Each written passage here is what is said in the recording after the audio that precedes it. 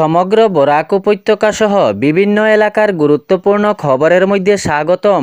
আজ হলো ৮ মে ২৪ বৈশাখ শুক্রবার। আজকের প্রথম খবরটি হলো ভারতীয় জনতা পার্টি তথা বিজেপির বিধায়ক দলীয় বৈঠকে নতুন সরকার গঠনের সিদ্ধান্ত নেওয়া হবে আগামী ১১ মের পর নতুন সরকার শপথ গ্রহণ করবে বলে ডক্টর হিমন্ত বিশ্ব শর্মা জানিয়েছেন। তবে কে হবে রাজ্যে মুখ্যমন্ত্রী এটি কোনো স্পষ্ট করা হয়নি। আনুষ্ঠানিকভাবে রাজ্যপালের হাতে নিজের পদত্যাগপত্র দাখিল করলেন ডক্টর হিমন্ত বিশ্ব শর্মা। ডক্টর হিমন্ত বিশ্ব শর্মা জানিয়েছেন, নতুন সরকার গঠন হওয়া না পর্যন্ত বা শপথ না করা পর্যন্ত বর্তমানে সরকার কেয়ারটেকার সরকার হিসাবে দায়িত্ব পালন করবে। রাজ্যপাল এই দায়িত্ব অর্পণ করেছেন বলে মুখ্যমন্ত্রী ডক্টর হিমন্ত বিশ্ব শর্মা জানিয়েছেন। তবে সাংবাদিকদের সামনে এটি স্পষ্ট করেননি কে মুখ্যমন্ত্রী পদে শপথ গ্রহণ করবেন। রাজ্যে কে মুখ্যমন্ত্রী হবে তা কোনো স্পষ্ট হয়নি। এর পরবর্তী খবরটি হলো পশ্চিমবঙ্গ বিধানসভা নির্বাচনে তৃণমূল কংগ্রেসের পরাজয়ের পর দলের সাংসদ সায়নী ঘোষ জানিয়েছেন জনতার রায় বিনম্রভাবে মেনে নেওয়া হয়েছে। এ প্রসঙ্গে বক্তব্য রাখতে সাংসদ সায়নী ঘোষ জানিয়েছেন, এই নির্বাচনে ভারতীয় জনতা পার্টি তথা বিজেপি স্পষ্ট সংখ্যাগরিষ্ঠতা অর্জন করে রাজ্যে সরকার গঠনের পথে এগিয়েছে।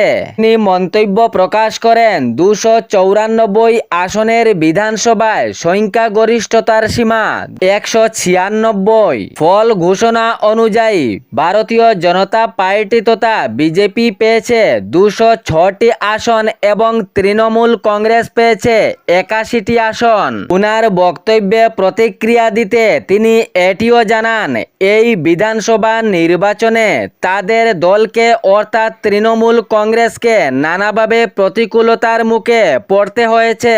কেন্দ্রীয় সংস্থার চাপ, আর্থিক অবরোধ, মিথ্যা মামলা ও অদৃশ্য কারচুপির মতো অভিযোগ তুলে ধরেন তিনি। বিভিন্ন দিক থেকে তৃণমূল কংগ্রেসকে বাধা দেওয়া হয়েছে বলে উনার বক্তব্যের মাধ্যমে প্রকাশ করেন। তবে এ বিষয়ে জানান, সব বাধা পেরিয়ে আমাদের দলের নেতাসহ কর্মকর্তারা লড়াই করে গেছে। এ প্রসঙ্গ টেনে তিনি আরও জানান, এ লড়াই এখনো শেষ নয়। আগামী দিনে মানুষের অধিকার রক্ষার্থে তীব্রভাবে লড়াই চলবে তৃণমূল কংগ্রেসের। জনস্বার্থের জন্য, জনগণের অধিকার রক্ষার্থের জন্য আমরা তীব্রভাবে লড়াই চালিয়ে যাব বলে সায়নী ঘোষ জানিয়েছেন। এর পরবর্তী খবরটি হলো কাঠিগড়ার হলি ফ্লাওয়ার স্কুলে মর্মান্তিক ঘটনা, ৫ বছরের সাকিবুলের রহস্যময় প্রাণহানি। কাঠিগড়ার হলি ফ্লাওয়ার স্কুলে কেজি 1-এ পড়তো সাকিবুল, কিন্তু ক্লাসরুমের ভিতরেই ঘটে গেল এক রহস্যময় এবং হৃদয় বিদারক ঘটনা। টিফিন করার সময় হঠাৎ সাকিবুলের গলায় কিছু আটকে যায় এবং কিছুক্ষণের মধ্যেই অচেত হয়ে অজ্ঞান হয়ে পড়ে যায় সেই সাকিবুল। তবে বিভিন্ন মহল থেকে প্রশ্ন উঠেছে, স্কুল কর্তৃপক্ষের গাফিলতির কারণে এ ধরনের ঘটনাটি ঘটে। সেই অবস্থায় শিশুদের খেয়াল রাখার জন্য 2জন ম্যাডামও উপস্থিত ছিলেন, কিন্তু তাহাদের চক্ষু সেই সাকিবুলের উপর পড়েনি এবং টিফিন করার সময় তাহার গলায় হঠাৎ আটকে অচেত হয়ে পড়ে যায় কেজি 1-এর ছাত্র সাকিবুল। সেই মুহূর্তে একটি ছাত্র ম্যাডামদেরকে সাড়া করে, কিন্তু তাহাদের চক্ষু সেই সাকিবুলের উপর পড়েনি। এ নিয়ে বিভিন্ন মহল থেকে প্রশ্ন উঠেছে। এ ঘটনার কিছু সময় পরে এক ম্যাডামের চক্ষু পড়ে সেই সাকিবুলের উপর। তাহার পর দ্রুত বেগে সঙ্গে সঙ্গে কুলে নিয়ে সেই ক্লাসরুম থেকে বেরিয়ে পড়েন। জানা যায় খুবই দ্রুত বেগে কেজি 1-এর ছাত্র সাকিবুলকে কাঠিগড়া মডেল হাসপাতালে নিয়ে যাওয়া হয়। কিন্তু সেখানে যাওয়ার পর কর্মরত চিকিৎসকরা সেই সাকিবুলকে মৃত বলে ঘোষণা করেন। কাটিগড়া দ্বিতীয় খণ্ড এলাকার বাসিন্দা পিতা হারিস উদ্দিন। গোটা পরিবারে পুরো সুখের ছায়া নেমে এসেছে।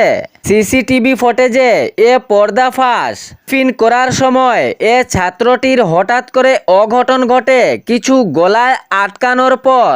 এর পরবর্তী খবরটি হলো আসাদুদ্দিন ওয়াইসির কড়া মন্তব্য মমতা বন্দ্যোপাধ্যায়ের বিরুদ্ধে। এআইএমআইএম প্রধান আসাদুদ্দিন ওয়াইসি পশ্চিমবঙ্গের মুখ্যমন্ত্রী মমতা বন্দ্যোপাধ্যায়কে নিয়ে কিছু মন্তব্য প্রকাশ করেন। তিনি জানিয়েছেন, এতদিন মুসলিমদেরকে নিয়ে পশ্চিমবঙ্গে চলছিল জল্পনা কল্পনা। তাহাদেরকে শুধু ব্যবহার করা হয়েছে, তাহাদের সাথে ছলনা করা হয়েছে, ভোট ব্যাংক হিসাবে শুধু মুসলিমদেরকে ব্যবহার করা হয়েছে।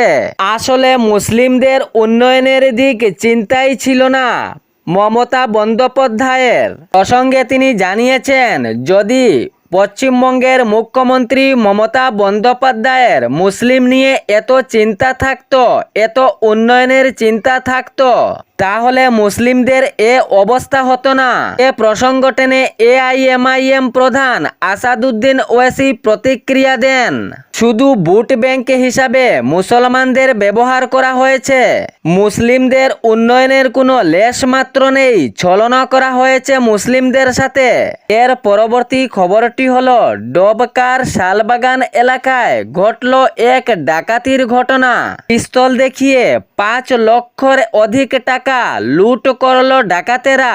অভিযোগ উঠেছে, পিস্তল দেখানোর পর মারধর করে এবং লুট করে নিয়ে যায় 5,36,000 টাকা। একটি স্কুটি চালকের কাছ থেকে 5,36,000 টাকা লুট করল কিছু দুষ্কৃতীর লোকরা। দিঙ্গের বেচামারির বাসিন্দা আবুল নাসা দিশপুরের একটি গাড়ির মূল্য পরিশোধ করতে যাওয়ার সময় এই ঘটনাটি সংঘটিত হয়।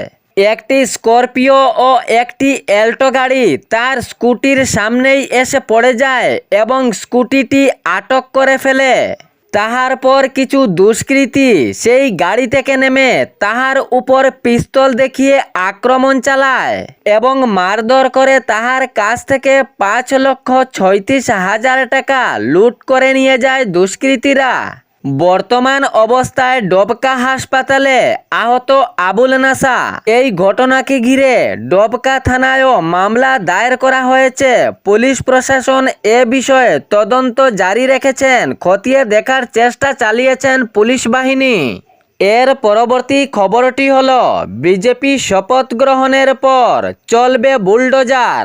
যাহারা অবৈধভাবে বসবাস করছেন বা সরকারি জমির উপর বসত বাড়ি বানিয়েছেন, তাহার বিরুদ্ধে চলবে উচ্ছেদ অভিযান। এ উচ্ছেদ অভিযান বন্ধ হবে না, ভারতীয় জনতা পার্টি তথা বিজেপি থেকে পরিষ্কার জানানো হয়েছে। বন বিভাগের জমি বা অন্য কোনো সরকারি জমির উপর বসত বাড়ি বানিয়েছেন, তাহাদের বিরুদ্ধে উচ্ছেদ অভিযান বন্ধ হবে না, চালু থাকবে উচ্ছেদ অভিযান। এ ছিল বরাক উপত্যকা সহ বিভিন্ন এলাকার গুরুত্বপূর্ণ খবর। এরকম নিত্য নতুন খবর পাওয়ার জন্য চ্যানেলটি সাবস্ক্রাইব করে রাখবেন এবং ভিডিওটি লাইক করে শেয়ার করতে ভুলবেন না, যাতে সঠিক সংবাদগুলো অন্যজনের কাছে পৌঁছায়। ধন্যবাদ।